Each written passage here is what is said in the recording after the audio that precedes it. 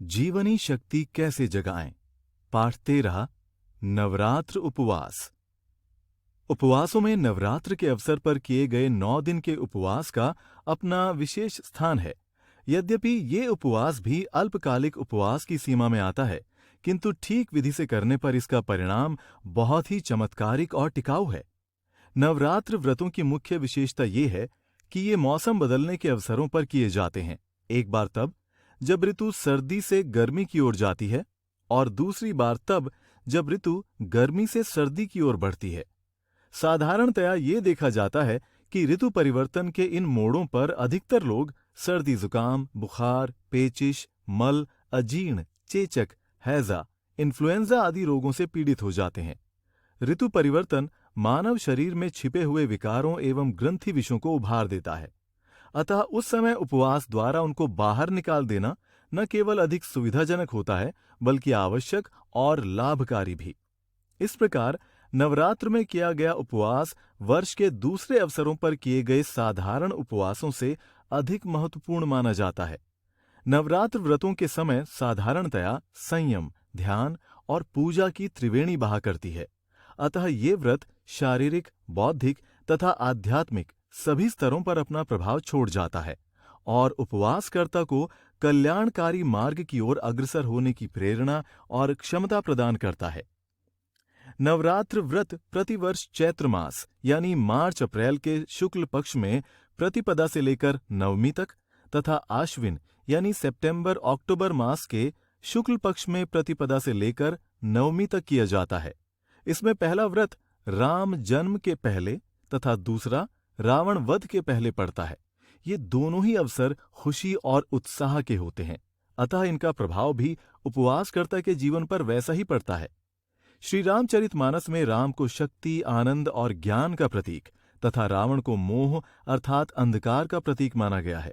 अतः ये अपेक्षा की जाती है कि नवरात्र व्रतों की सफल समाप्ति के बाद उपवासकर्ता के जीवन में क्रमशः मोह आदि दुर्गुणों का विनाश होकर उसे शक्ति, आनंद एवं ज्ञान की प्राप्ति होगी।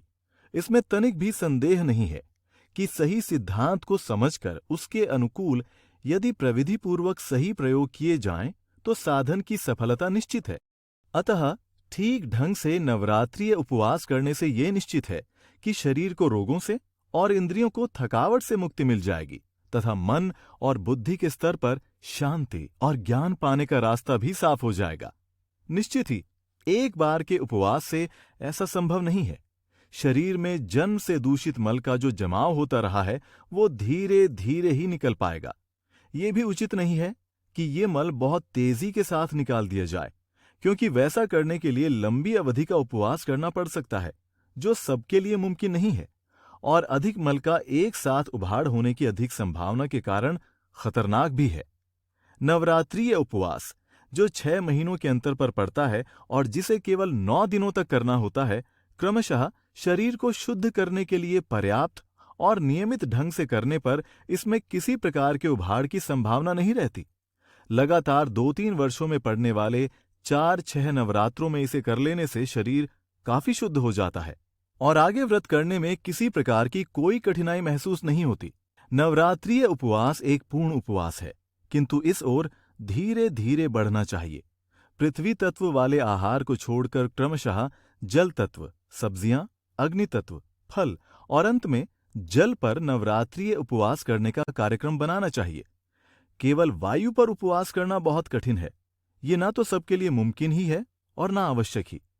इसे तो कुछ थोड़े से अत्यधिक गंभीर आध्यात्मिक साधक ही अपना सकते हैं। ये कठिन तप का मार्ग है जिस पर चलने के लिए सबको प्रयत्न करने की आवश्यकता नहीं है। अतः इस पुस्तक में केवल जल तत्व, सब्जी, अग्नि तत्व, फल और नींबू शहद मिश्रित जल वाले साधनों के सहारे ही उपवास करने की प्रविधि पर प्रकाश डाला गया है। आहार क्रम। प्रत्येक नवरात्र उपवास में आहार क्रम का परिवर्तन आवश्यक है। पृथ्वी तत्व वाले पदार्थों का, जिसमें अनाज और दालें मुख्य हैं, का आहार उपवास काल में बिल्कुल ही बंद कर देना चाहिए। ऐसा ना करने से तो उपवास का उद्देश्य ही समाप्त हो जाएगा। साधकों की सुविधा के लिए नवरात्र के प्रारंभिक उपवास के क्रम में केवल 4 उपवासों का आहार क्रम यहां दे रहे हैं।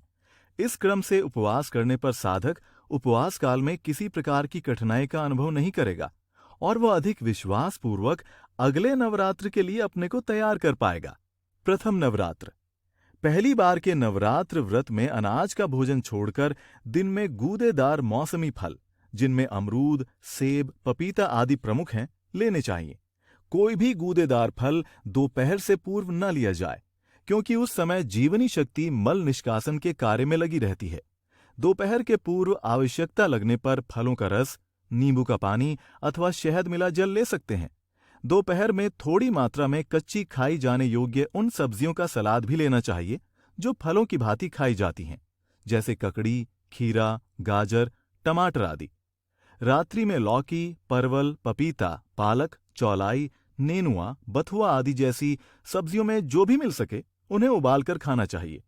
9 दिनों तक इसी प्रकार का आहार ग्रहण करते हुए पहले नवरात्र का उपवास पूरा करना चाहिए।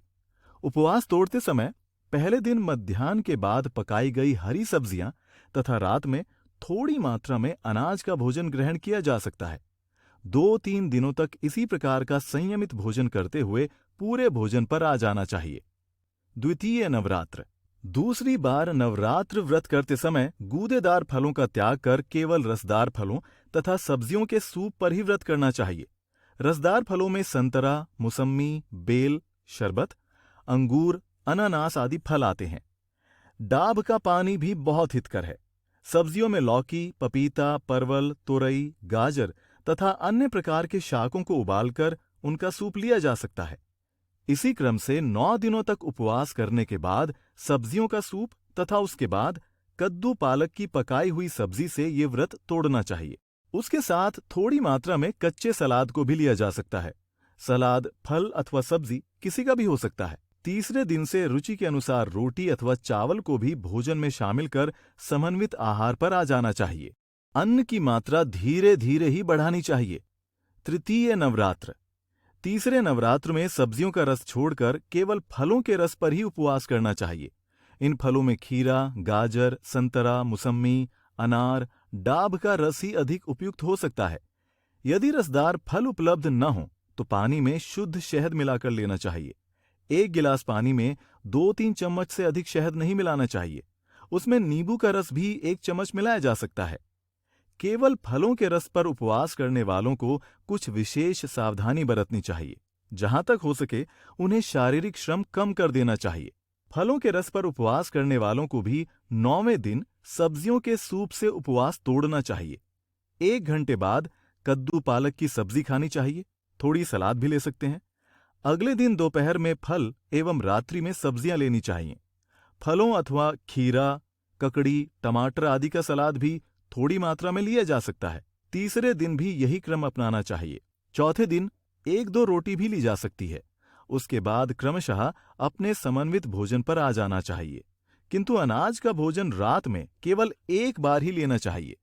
चतुर्थ नवरात्र। चौथी बार नवरात्र व्रत करते समय भी तीसरे नवरात्र की भांति ही खीरा, गाजर, संतरे, मुसम्मी, अनार आदि का रस लेते हुए उपवास करना चाहिए।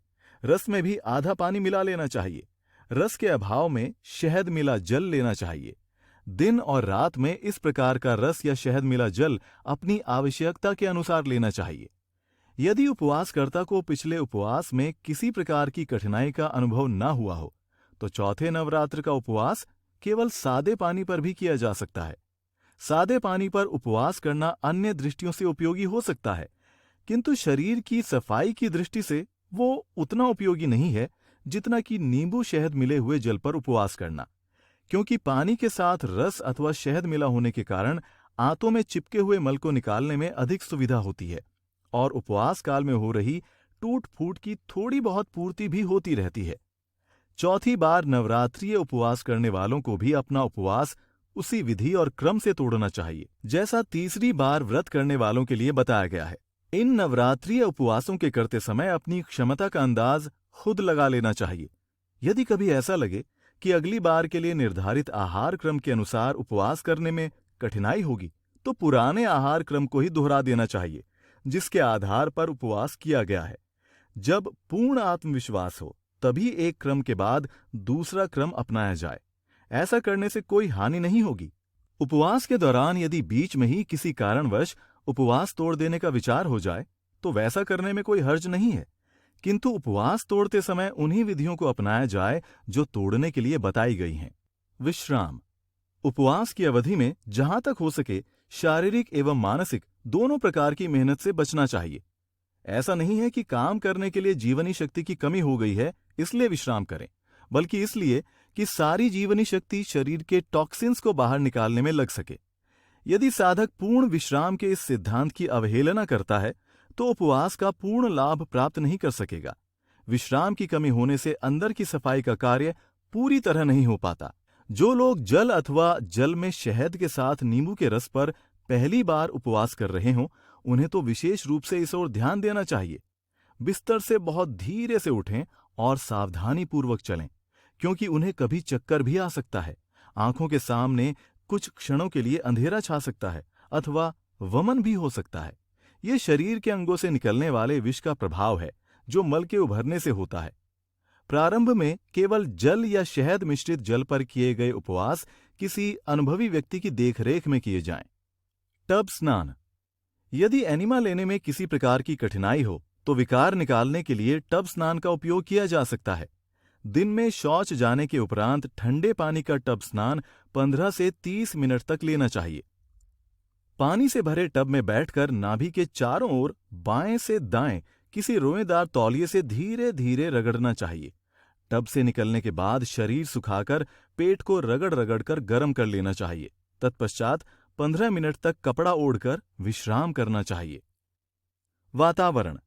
उपवास के लिए अनुकूल वातावरण अत्यंत आवश्यक है। नवरात्र उपवास आश्रम में करने से अधिक लाभ है, क्योंकि आश्रम में अन्य साधक भी उसी क्रम से उपवास करते हैं। उनसे प्रेरणा भी मिलती है और मन भी चलायमान नहीं होता।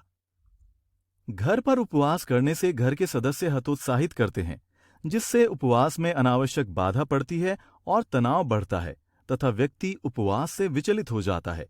इसके अतिरिक्त उपवास काल में स्वच्छ वायु का अधिक से अधिक सेवन करना चाहिए। सोते समय कमरे की खिड़कियां तो सदैव ही खुली रहनी चाहिए, जिससे शुद्ध वायु का संचार स्वतंत्रतापूर्वक होता रहे। उपवास काल में प्रातःकालीन धूप का सेवन करना भी उपयोगी है। साथ ही सुबह शाम आधे घंटे तक ध्यान में बैठना भी बड़ा गुणकारी है। अन्य सावधानियां। उपवासकर्ता को कभी कभी कष्टप्रद अनुभव हो सकते हैं।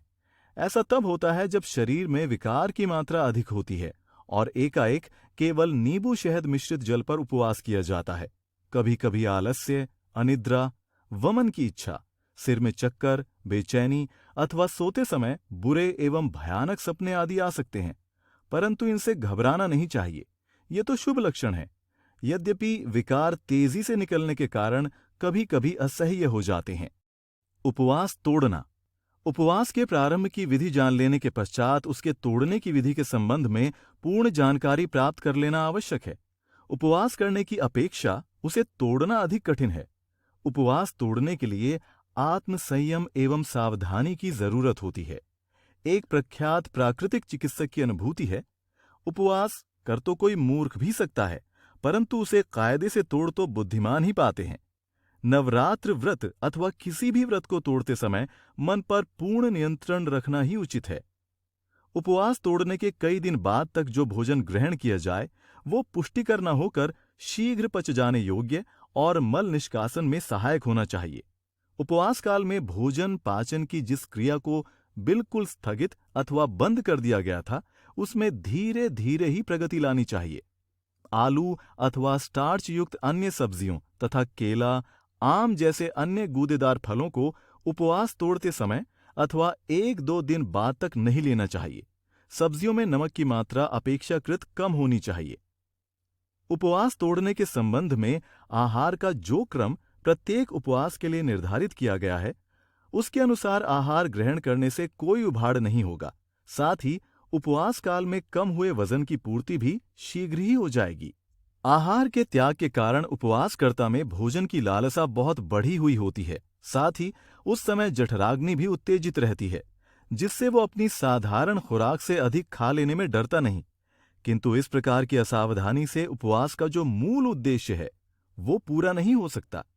ऐसा करने से शरीर के अंदर के जो विकार धीरे धीरे बाहर निकल रहे थे, वे फिर रुक जाएंगे, जिससे रोग तथा कमजोरी से पीड़ित होने की संभावना बनी रहेगी। अतः उपवास के बाद भोजन की मात्रा के बारे में काफी सावधानी बरतनी चाहिए। उपवास काल में वजन का कम होना स्वाभाविक है, किंतु ठीक ढंग से उपवास तोड़ने से उसकी पूर्ति में विलंब नहीं होगा। उपवास के बाद पाचन और शोषण की क्रियाएं ठीक ढंग से चलने के कारण शरीर की ग्रहणशीलता काफी बढ़ जाती है, जिससे टूट फूट की पूर्ति में अधिक समय नहीं लगता। यही कारण है कि अपना वजन बढ़ाने के इच्छुक दुबले पतले व्यक्तियों के लिए भी अल्पकालिक उपवास लाभप्रद होता है।